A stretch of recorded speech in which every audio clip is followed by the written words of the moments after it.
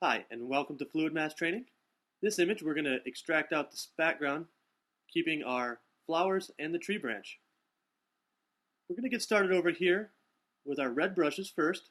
We're going to use our second red brush down, which is our Delete Local brush, and just simply go ahead and paint any of these segments where the sky is showing through.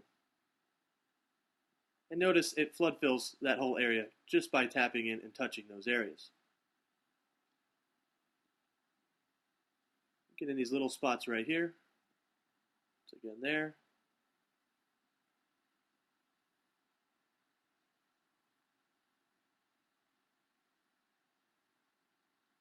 And what we're going to do next is go ahead and do our image autofill with keep. This is going to generate our keep mask, which is the green that'll pop up here.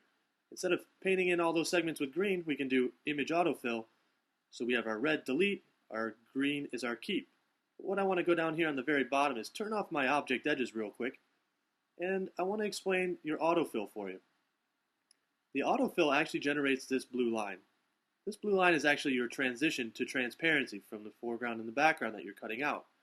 So if I go over and create my cutout with the icon off to the bottom left, you'll see we have a very nice soft edge transition here.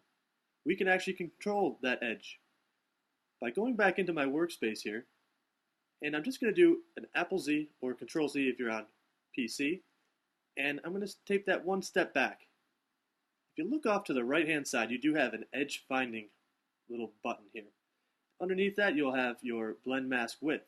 In your blend mask width, the default is going to be set at medium. I can actually change that, which is going to control the thickness of that blue line. So by going to none and going back into my image, autofill with keep, you're going to see no blue transition line now. So if I create this cutout, you'll see we have a very hard edge, sometimes bringing in maybe part of the background still. So we really want to eliminate that. That's why we have that blue transition line. I can go back into my workspace, do a Apple Z or Control Z, go back into my menu here for my blend mask width, and change that to medium, which is our default.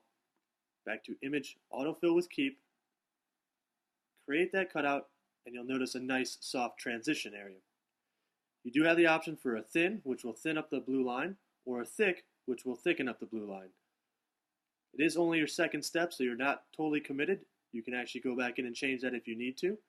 There are a few little spots on here that we want to go ahead and get rid of before we finish that. And if I look down here on the very bottom, we've got a little bit of that blue sky in the background.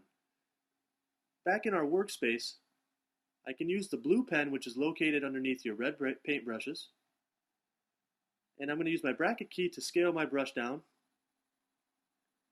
And I'm simply just going to go paint over that area where we have that background sky showing through the petal here.